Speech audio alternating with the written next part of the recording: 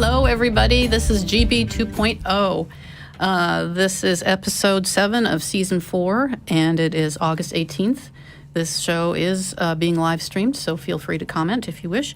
I am your host, Clare Wuellner, and joining me today are Tracie Harris over there and Jen Peeples over here. Hey. And they are both regular hosts on the Atheist Experience.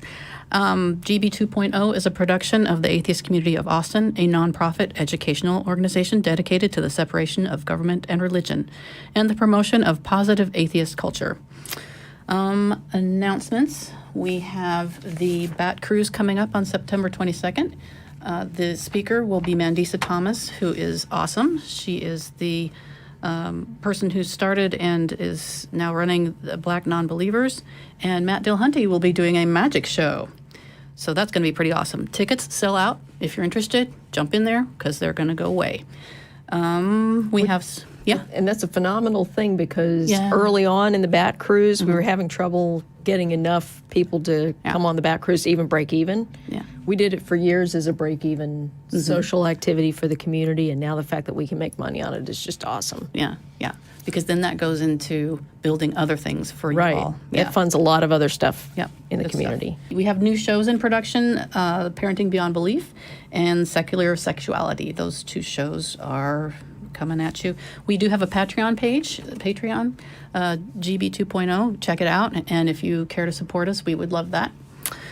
And the topic that we're going to talk about is the gender wage gap. What prompted this was I saw an article that said that it really didn't exist, that you could explain it away with statistics. Well, I know a fair amount about statistics, and I thought, I really seriously doubt that. There's just too many experiences of women saying otherwise. And also, when you explain things away with statistics, it often means that you're taking things out that may or may not have been important. And we're going to dissect all of that. And I have a lot of data. I will try to be as succinct as possible. So April 10th of this year was the day when women's income equaled the income that men had made in the previous year. So it took an extra 47 work days for women to get as much of an income parity with men. Now that is using just the median income, period, men versus women. And that's where a lot of the talk about, there is no gender pay wage gap because it's based on what they're doing. Well, right there, that's a problem, and we'll talk about that as well. Okay, so I did a fair amount of research, and to start with, most of the research I'm pulling from is from the Pew Research Center. I'm going to give Mark all of the resources that I used for my research, and so there will be links in the bio or the information at the end of the show.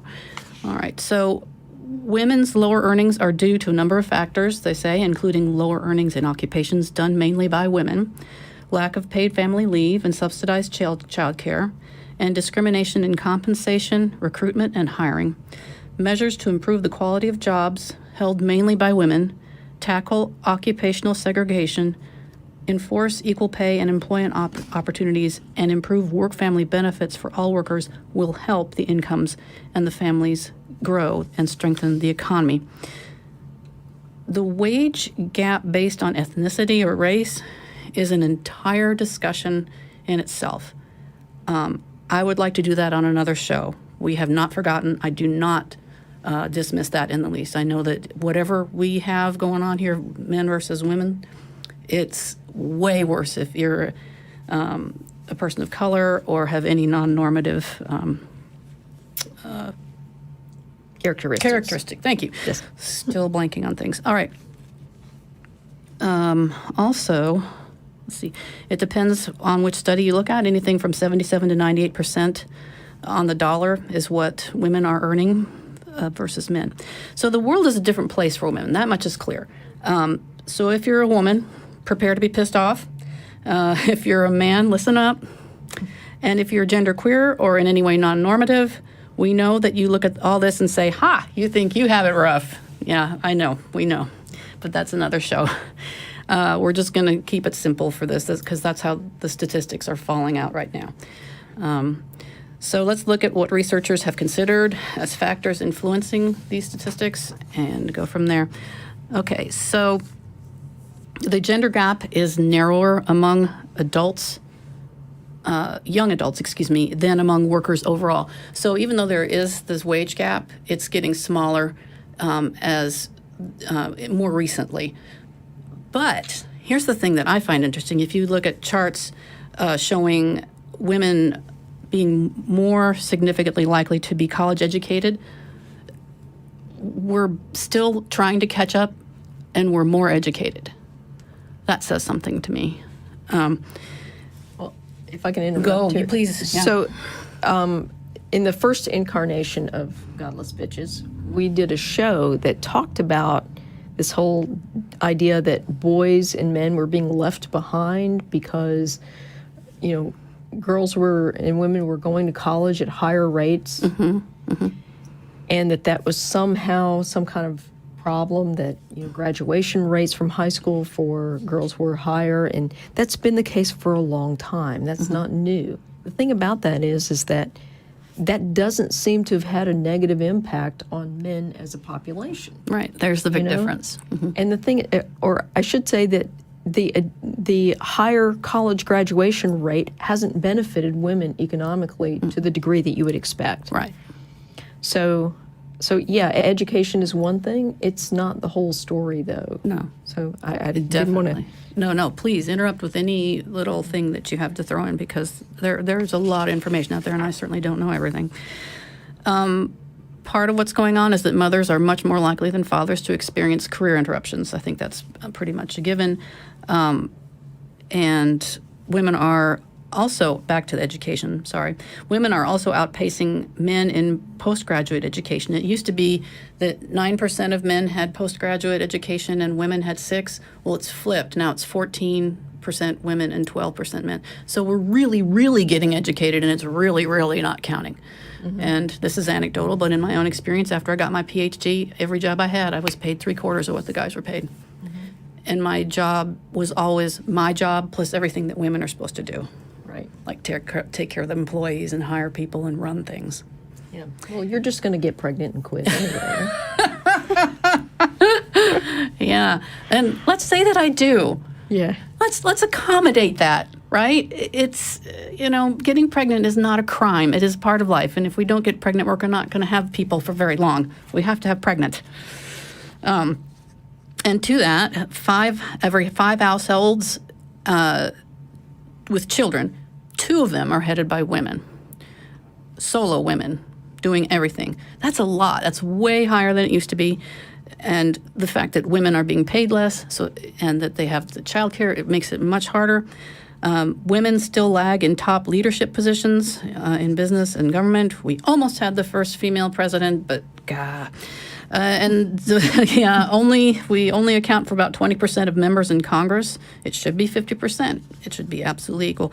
And most Americans say there aren't more women in top business or political positions because women are held to higher standards than men and have to do more to prove themselves. So they're acknowledging that there's a difference in the way we're looked at. Or they take the opposite opinion, which I'm just not ready for a woman to run things. So either way, we get it in the teeth. I do want to say that I'm interested to see what's going to happen in the upcoming elections with more women entering the races. I'm excited, but I'm also worried that I'm going to be disappointed because... No, I'm just curious. Yeah. I mean, right now, I want to see what happens with that because... that's another area where people are like, well, men are more likely to get into a political race or become candidates. And it's like, okay, so now we have the surge of women candidates. And I'm curious how those elections will go. If overall we'll see a surge in women that get installed. I sure hope so. I really do. Working women are much more likely than working men to say they've faced gender discrimination on the job. I think that's kind of obvious. Here's another one that I always kind of wondered, but hadn't ever seen statistics on. The importance of referrals. In my husband's job, and maybe in your world, if you need somebody in your business, you need to hire somebody, you say, oh, I know somebody, and then you refer that person and they bring them in. That is very bad for women, according to statistics. When holding all else constant, women of any race are much less likely to receive referrals than their white male counterparts. White women are 12% less likely, and women of color are 35% less likely to receive a referral at all. And then while men can expect a referral to lead, once you do get the job, if you get the referral and you're a man versus a woman, the man on average gets a salary increase of $8,200, and the woman gets an average increase of $3,700. That's a 55% difference. That's a big deal. Yeah. That's a big deal. Okay, so I want to jump to the article that kind of kicked this all up for me. Well, if I Go can on. interject something on the referrals thing, I've gotten referrals that helped me get jobs. Okay, every time I've gotten a referral, I've gotten a job offer, and whenever I've gotten referrals from men, universally, the men who've given me the referrals have daughters. Yeah, And they get it. yeah, You know, they either their daughters were in college or sometimes even younger, but these guys kind of were looking forward into the future to see what their daughters were going to deal with. But I think having daughters, for a lot of men, it kind of clues them into the fact that, hey, the experience of life and education and work, it's fundamentally different for women. yeah. My And dad it's- had two girls, and he was Yeah. in a family of 6 boys. So it was a real waking up to have 2 girls, and that very much influenced him as he raised us. Yeah. Unfortunately, you would wish that it wouldn't matter. You wish that people would just look at people as human beings and do the right thing. Right. But not so much. Okay, so this is an article that disputes the 77 cents on the dollar wage gap that the Pew or National Committee on Pay Equity found. And they say it's closer to 98%, and they do it with a lot of statistics. The things that they do, let me find all the things that they... Fun and games with statistics. Yes, yes. I'm going to look for the words they use because I want to be very, very precise here. Where's that chart? Excuse me. They looked at the majors that men tended to choose and women tended to choose, and then majors that were equally men and women. And they looked at their overall income based on a lot of different things. They said that the major that the women went into is what brought the salary down. If you look at just the median income of all women doing all things and all men doing all things, women are worse off. But if you look at what jobs they go into and the median pays within those jobs, that explains, in their book, the vast majority of why there is that disparity. So the implication is that women are choosing the wrong jobs. We go in, and here's the thing. Let me see some of these, the majors. The majors that women choose include, and there's going to be a chart, fashion design, interior design, elementary education, social work, nursing, occupational therapy, languages, medical technology, food and nutrition, Spanish, healthcare administration, public relations, human resources, and psychology. Those are all people things, pretty much. Okay? Just keep that in mind. For men, it's construction management, mechanical engineering, electrical engineering, physics, aerospace engineering, agriculture, computer science, landscape architecture, geology, economics, geography, sports management, finance. Okay, so those are all, what would you call those? Object-oriented. Object-oriented, like I'm gonna take something and make something. Okay, so there's a difference, there's a disparity in what those jobs get paid. They take that out. I have a bunch of questions about that. Any thoughts on that just right off the bat? No? They also take into account, to get to that 98%, that women, they are more likely to stop and have a family. So that counts, they take that thing that counts against women and take it out of the statistic, which is just wrong. I mean, you can't do that. Women have to do that. They have to have a baby. At the very least, you're going to take a couple weeks off at least when you have the baby. Right. And most women want to do more. And those pauses have extreme effects. The statistics I saw, anywhere from 12 weeks to a year can have a serious impact on the woman's income as she starts back into working again. And once that's lower than the men, then it just keeps on getting, it goes up, but that gap grows over time. Yeah, and I have something to add to that a little bit later when we talk about that. But all right. One of the things about that whole taking time off to have a baby thing, okay, people make this sound like it's like a big chunk of time and that it happens like every few years that the woman's taking a year off to have a kid. Most women don't take a year off when they have a baby. They take, maybe a few weeks off before the birth if they're on bed rest or something like that. I know a lot of women who, they worked right up until the day before they gave birth.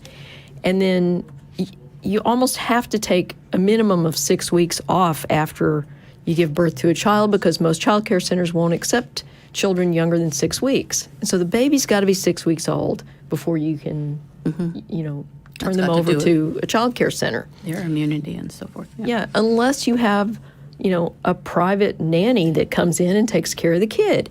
And, when you're making 82% of what the man is making, you probably can't afford the private nanny to come in, Yeah. But even if that were the case, that's not a lot of time. If a guy has a heart attack, he's probably out of work for, 3-4 months. And that happens more to men than it does to women. So, but we don't penalize men for this. That's true. Their pay is going to continue. Women, it's a medical thing, and their pay stops, and it has serious consequences. So, like 6 weeks, let's say you just take 6 weeks off. I know in my household, if we lost 6 weeks' salary, that would put a serious pinch on us. I mean, it can be a big problem for women, especially if they are single parents. Okay, so if your income is lower to start with, and you have a pause in it at the very least, it's not just that your income is lower. It means that your ability to save for retirement is impacted. I just used the word impacted. I hate that. It will have an effect on your retirement. It also affects your Social Security benefit. In fact, because of that stop that women often do to take care of not just children actually, but adults in the family who are aging, it primarily falls to women. It's about 60%. Women on average, their Social Security retirement benefit is $14,200 about, and for men it's $18,000. So in every way, it's going to impact how women live. In every way. And women tend to live longer. So we're supposed to live longer on less. While taking care of everybody else. Care of Yeah. women. Yes, that's what we got to do all the time. And you mentioned childcare. It's freaking expensive, especially with an infant. But a piece done by KHOU 11 in San Antonio, showed that Texas child care costs cost more than a year's college tuition or a family's average mortgage for a year. Yeah. And most people, their mortgage is, what is it supposed to be, like a third of your income or whatever? Yeah. So there's 2/3 of your income gone Yeah. if you have childcare too. Yeah, I mean, when our son was really very small, my wife and I were having this discussion, and at the time, you know, tuition at UT was something around $9,500 a year or something like that. And she was looking at that. She's like, "How are we going to afford that when he gets ready for college?" And I looked at her. I'm like, "Babe, we're already paying that much and more for just for daycare." Yeah. And she's like, "Oh yeah, I guess we are." Yeah. It's not. But yeah, you don't realize it, but you're basically paying the amount, what amounts to college tuition for your kid to go to daycare every day. Right. Unless you know, I mean, there's cheaper options, but they're more high risk. I mean, people denigrate daycare, but a well-run daycare is actually very beneficial for a child from a social standpoint, from an intellectual standpoint. They get a lot of opportunities to do things that if you kept them at home, they probably wouldn't get that kind of interaction with other kids and other adults. And, you know, it's a net good if you can do it, but it's not accessible to everyone. It's really sad because a lot of public schools were expanding programs like after-school programs and things like that, and now they're cutting they cut funding for this public schools, and you've got, you know, someone in charge of education who doesn't see the value of a public education, who thinks that it should all be vouchered off and privatized to religious schools. And, you know, it was heading in a good direction where we were providing more for that experience, and now it's in jeopardy. Yeah, it definitely is. And here's the thing, daycare and childcare should be freaking expensive. Yeah. It's done by whom? Women. Yeah. And that's why it isn't, they don't get more money than they should. I think they make like, what, $8 an hour or something? And Yeah, it's pretty low. And the thing about that is again, high quality daycare is a net good for the kids, and high quality daycare should be the baseline standard for every kid. You know, if your parents work, or you should be able to, you know, send your kid to a high quality daycare, and they should have the benefit of that without the parents struggling financially to figure out how to pay for this. I'm practically a socialist these days. I think that this should be, you know, part of, you know, educational funding. We should be paying for it as part of a public thing, and, you know. It is interesting that we live in a country where they promote everybody to be employed, right? Like they want everyone employed. And at the same time, like they want maximum productivity for private industry. And then at the same time, they want people to keep having kids. Right? They're doing nothing to sort of pull back on that. And as people start to have less children, they're getting more panicked about it. And yet they don't want to create any kind of mechanism that fosters the ease of having both a job and a family. yeah, Right. absolutely. It is such a giant catch-22. It's a bad one. Okay, let me see here. Okay, so when I look at those majors that we showed before, I don't understand. There's no reason why the jobs that the women are going to go into should pay less on average than the men's. Education, these are all jobs that are not as valued, and there's no reason for it. If you look at them, they're just if not more important to society than building a building or whatever the people are doing. Right. There's what was one of them was architect or something like this. I can't remember. But that's no more or less important than making clothes. I mean, everybody's got to wear clothes. Everybody needs a house. It's why is it frivolous just because it's something that women tend to be dominating in that field? Well, and the education thing is very interesting too, because in like some Scandinavian countries, Finland comes to mind. I mean, being a teacher is like a very high status position. And it should be. There. And it pays well, and there's a lot of stability, and the kids do really well. The outcomes are very, very good, you know. And here, you know, every negative outcome we have with kids, we blame it on the educational system. The teachers are somehow to blame.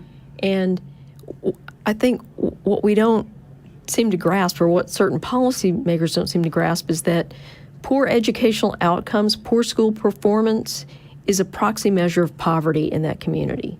It is not about, you know, the quality of the teachers or anything like that. Every public school teacher that I know, and I know a lot of them, they're extremely dedicated people. You know, they spend money out of their pocket that they don't really have. You know, they can't really afford it to make sure their kids, you know, have the best education they can possibly provide. But most of them are female. You know? And historically, teaching started out as a woman's job. They could be had for a lot less money. They would pay these young women who were just out of high school or whatever equivalent of education they'd had. They were not yet married and on to their real job in life. And so they could be teachers, and they could get away with paying them very little. And it has pretty much stayed that way. Teachers just, they don't get the pay that they should. I think they should get. And when people say that money isn't going to be a solution for having education improve, I disagree. Yeah, I disagree wholeheartedly. too. There's a lot that money can do. Well, and Texas is actually a good case study for that, because we had a lot of inequality in the Texas educational system back in the early 90s. And one of the things that happened was when Ann Richards became the governor, we had a horrible situation in Texas with different school systems not being properly funded, and it's all because the Texas educational system is funded through property taxes. So if you live in a rich school district, in a rich real estate market, you got plenty of money for your schools. And if you live in a poor rural area, you don't have a lot of money for your schools. And so there was a huge difference, and graduation rates were pretty low. And Ann Richards, she basically said, okay, we got to fix this. And she actually turned to Ross Perot, the guy who... I remember this now. Yeah. So she turned to him and said, Ross, fix this. And so he came up with what became, you know, people used it as a pejorative, but it was known as the Robin Hood plan, where you rob from the rich and give to the poor. Well, it worked. Basically, all the property taxes went into a pool, and then it got distributed based on the population of the school. And that actually caused the educational outcomes in Texas to shift dramatically. So it actually does amount to putting more money into the system, and that actually helps. Yep. Yeah, and I don't think it's a coincidence that all of the schools that are struggling and facing shutdowns are not in wealthy communities. Right. Right. No big mystery there. It's just not. It's not even hard. They're not even predominantly white communities. Oh, not at all. You know, it's always the areas of cities where you have mostly people of color and, you know, economically depressed or actually impoverished neighborhoods. I'm speaking locally. I'm not familiar Yeah. with the national trend, but I know that locally, when they talk about the schools that are failing and they start interviewing the parents, you're looking at, you know, predominantly non-white student parents. Yeah.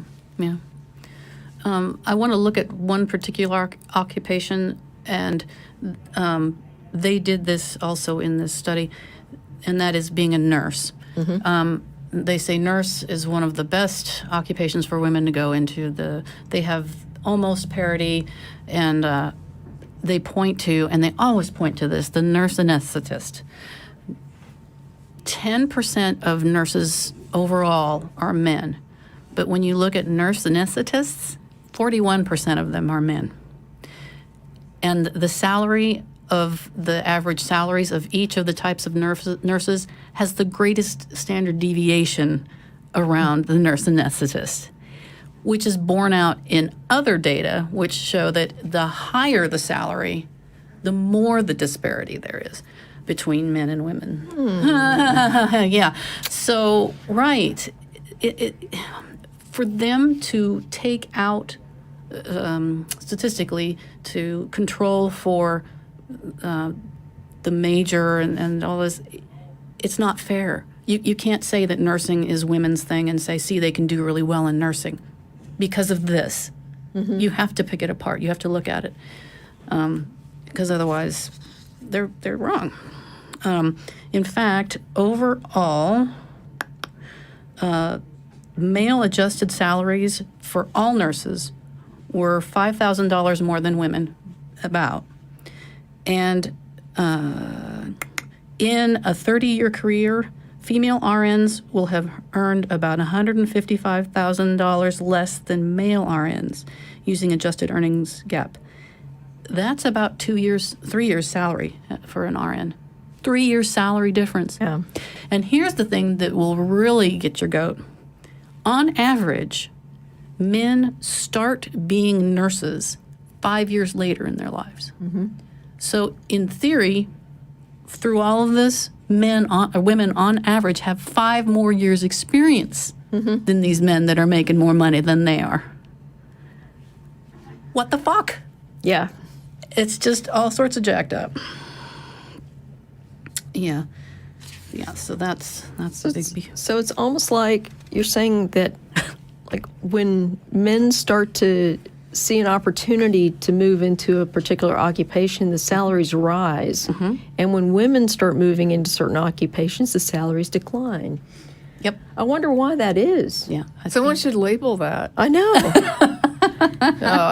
There is a label for it. When I went to school, my first declared major was journalism, news writing, editorial.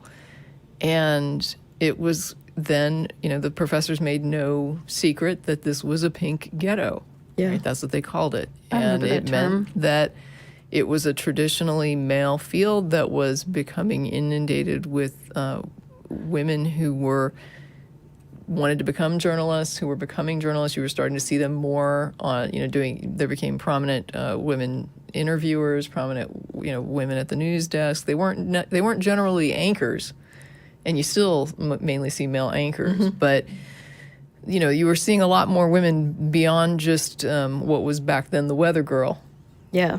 And when I went to look it up because it had been so many years, and when Claire said this was going to be her topic, I was like, well, what do I remember this, but what's the state of this? Am I remembering it right? Because it's been such a long time since I've had to recall this. And so I did find this one article that talked about it, which was pretty robust. So I was like, oh, let me pull this one up. And there's just a section where it says these 3 researchers, one from New York University, one from an Israeli university, one from Pennsylvania, analyzed census data from 1950 to 2000 to test 2 theories about why occupations with more women than men pay less than those with more men than women. One theory, called the queuing view by researchers, posits that pay affects the proportion of women in an occupation. The other says the opposite, the proportion of women affects the pay, owing to the devaluation of work done by women. Ultimately, the evidence came down on the side of devaluation view, meaning that occupations with more women pay less because they're female-dominated. Still skeptical? A striking example is to be found in the field of recreation, working in parks or leading camps, which went from predominantly male to female from 1950 to 2000, writes Claire Miller at The Upshot.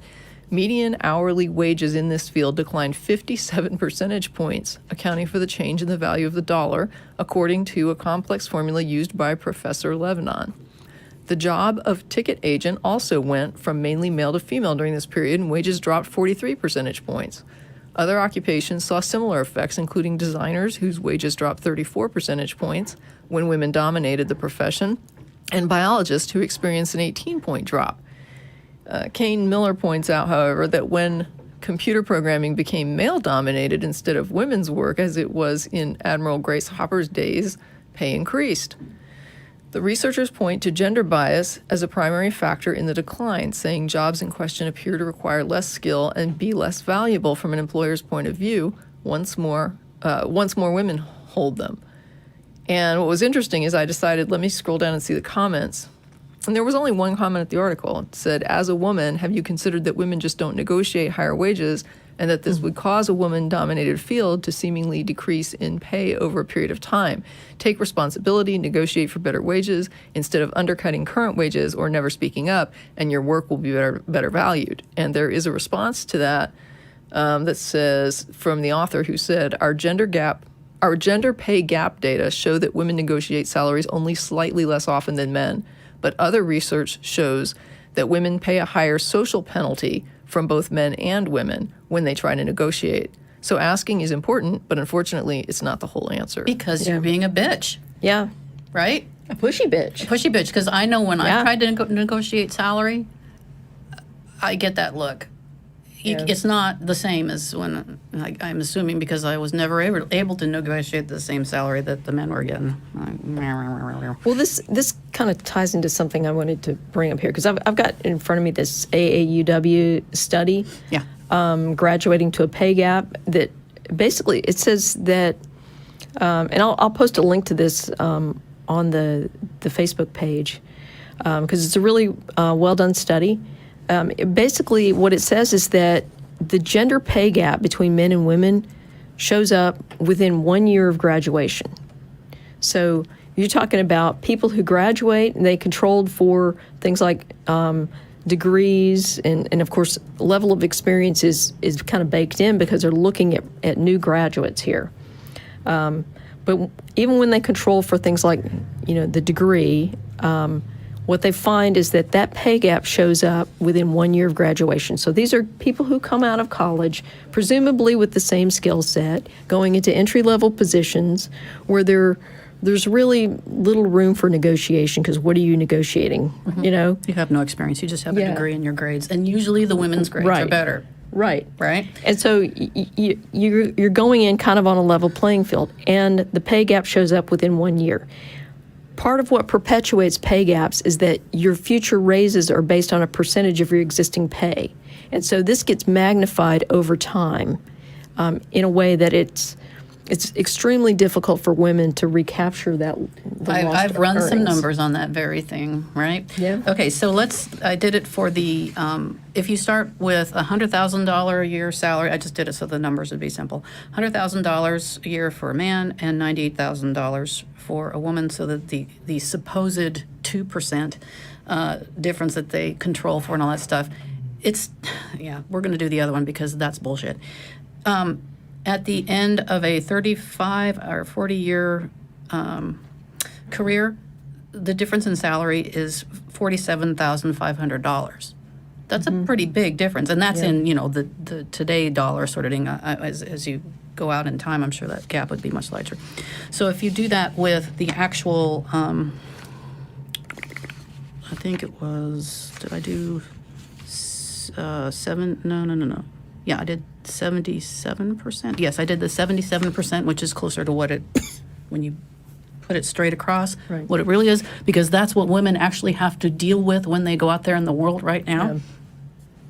The difference in pay gap is $70,000, which again, that's a year's pay. Yeah, that's a chunk of change.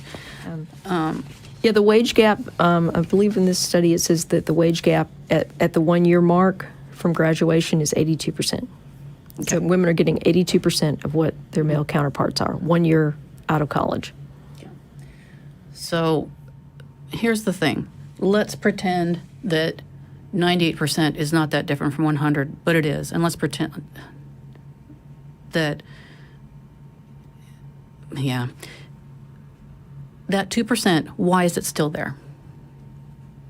If it's because they're choosing the wrong majors, why are they choosing the wrong majors, so to speak? What are we doing prior to that? I know that there's a recent push for women to do better in STEM. Maybe we'll see a difference in over time. Well, one of the things or maybe what you're talking about.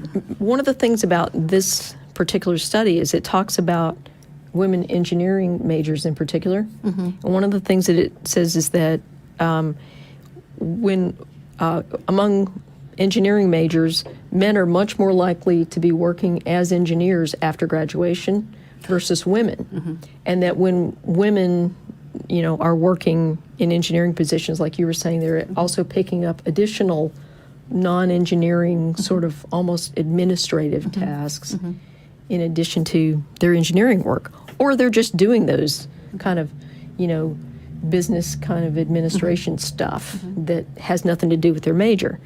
And so I think a lot of that drives dissatisfaction with a career choice among women, because if you spend, I know what getting an engineering degree is like, and if you put that kind of work into it, you kind of want to do that work.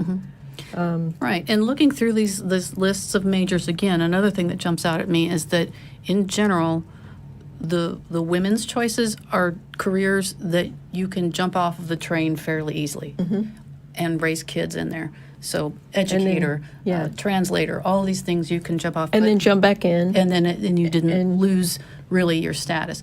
Now, I was in academia, and I knew when I got off that train, it was done, because in academia, it is a man's world because it's set up for men. It's not set up for women who need to stop and have children, which is what I wanted to do. I was off the train. It's not an option for me anymore. Yeah. So that's that. Yeah. Well, I have a friend she's in academia. She's a tenured professor, and basically, she reached a point in her career where she realized that, she had to wait till she had tenure, pretty much, before she could have a child, which means she's late for childbearing. So she's got to go through fertility treatments and stuff like that to have a kid, and it pushed her into a pretty hard choice. But it's one of those things where she's also dealing with the fact that she's straight, so she's trying to date men. Men are intimidated by women who are have a PhD and are tenured professors, and so that's problematic. And so she had reached a point where she's like, okay, it's do or die time here. I've got to have a kid, or I'm not going to have this opportunity, because I can't wait for Got to do it. Yep. Yep. You got to do what you got to do. Okay, so that's the whole sum of it. The wage gap is real. Trying to narrow it by taking out variables that are true of women's lives is not playing fair. And we need to look at the more deep-seated problems that are in there. Why women are choosing careers or jobs and majors and careers that are going to be a little more flexible. Why can't we make the other careers a little more flexible and available to them? There's a lot of change that needs to occur for it to work. Well, and I think a lot of people don't grasp it. There's been a lot of changes to laws that, like the Family Medical Leave Act, that was pushed by a lot of like feminist organizations as a benefit to women, and basically you wouldn't get fired if you had to take time off to care for a family member who was ill or whatever. Those laws actually have benefited men a lot too, because there's a lot of men who, either they're single parents or they have family members who need care, or they just want to go spend a little time with their newborn. Yeah, paternity leave is definitely a thing. And so these things have benefited men too, who wanted to step off the train for a little bit and engage with family. So this is not kind of a zero-sum game that only benefits women. And the second thing I was going to point out before I think we're getting close to the end here, but one of the things I wanted to bring up is that when women do get into traditionally male-dominated fields and they're out there working, one of the things that being female imposes on you is sort of an opportunity cost, and that opportunity cost comes in the form of when you get to a point in your career where you would like to move into management, often those opportunities aren't even presented to the women in there. You're just sort of overlooked. And I know that in my current situation, I've many times I've said, okay, I would like to be in a management position. I've been a manager before. I liked it, especially technical management. I'm good at it. I want to do it again. And the response has been, oh, well, let's get you into this management training program. So I end up going to some elementary, this is how you counsel people on performance. And it's like, guys, I'm a graduate of the U.S. Army Command and General Staff College. And pretty clear on all and, that stuff. And all of the leadership schools that come before that, okay? How much more leadership and management training do you think I need to manage, a small team of engineers? Which, by the way, I've done before. Right. But this is the ongoing story, and you go through this over and over and over again, and at some point you're just like, fuck it, I don't want to do this, Yeah, that's the thing. It does wear thin. Not Having for to you fight. guys. Yeah, having to fight for every little thing, it just gets so old. I wanted to just give a real world example. I saw this on the Common Majors for Women, because you had the printout here with the men versus women degrees that they're choosing, Right. and you're like, why are women choosing these careers? And another way of phrasing it would be that you asked in it alternately was, why are these careers undervalued? Why are they devalued? And one that's listed here is social work. Oh, gosh. And this puts me in mind of a recent ruling that happened here in Texas, where we were slammed for our Department of Child Protective Services having too many, abuse and, neglect, death, cases where the children were not being taken care of like they needed to be, and where the consequences were very dire for these children. And people got so enraged that finally this ended up in the courts, and a judge came down and said, you need to fix this. This needs to be fixed. And the politicians came out and said, what's wrong with you, Department of Protective Services? Why are you letting these children be killed and abused? And Child Protective Services said, we can't even keep people. Right. They come in and they get this stack of cases that is unbelievable and completely unmanageable.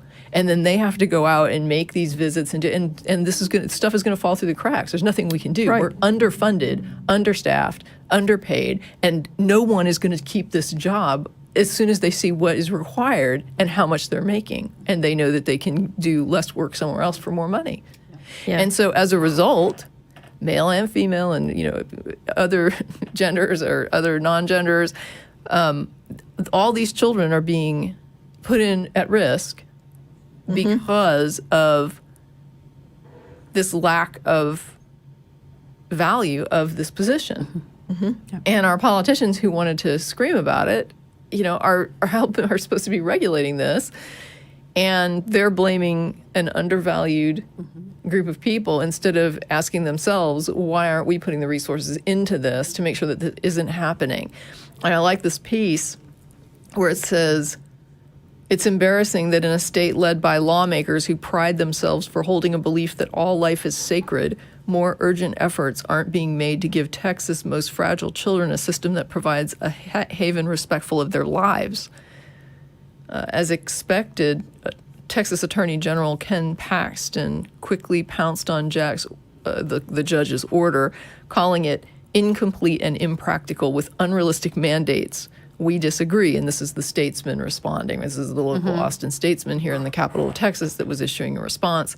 They said the welfare of children under the state's watch depends on those mandates, and as such, the state should ensure each directive is carried out. Texas should tap its healthy $10 billion so-called rainy day fund to make it happen. But Texas must do more than just hire more people and increase salaries of some employees, as state officials did in 2016. So they're saying that they did increase the number of people, they did increase the salaries, which is a good step. There's more stuff that needs to happen. But this is a fact that undervaluing that job got children killed. I mean, this is not just, yes, there's interior designer in there, and people might want to joke that, so you make somebody's house look better. But this was a life and death job where children were literally abused to death. Yes. Because we weren't willing to pay people what was required to keep them in that position. Right. One more job rant you made me think of interior design. People don't want to pay for art. They don't think art is important. They don't think music is important. Whenever you cut things from any sort of program, the arts are always the first to go. Talk about undervalued. And I saw a post, if you can imagine your world without any art, without any music, without any dance, any of the arts, then you'll understand the importance of those things and maybe value them more. And speaking as an artist, I agree with that. I think having pretty things in your house helps. It makes my house happier, and I think people who buy the artist stuff their house is a little happier. I mean, there are people who like literally make a living and in studying how environment affects people, right?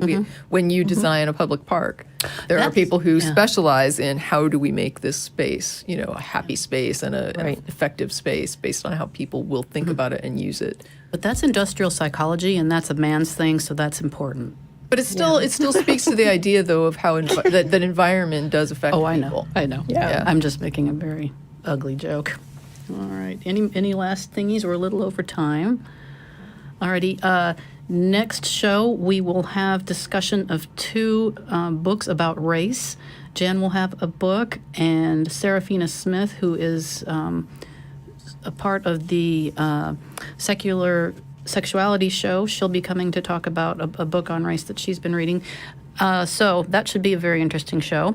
I would like to thank Vern and Mark and all the other folks behind the scenes who make this show happen. Without you, we would not be here. We don't need a savior. We have each other. It's all we've ever had, and it's all we'll ever need.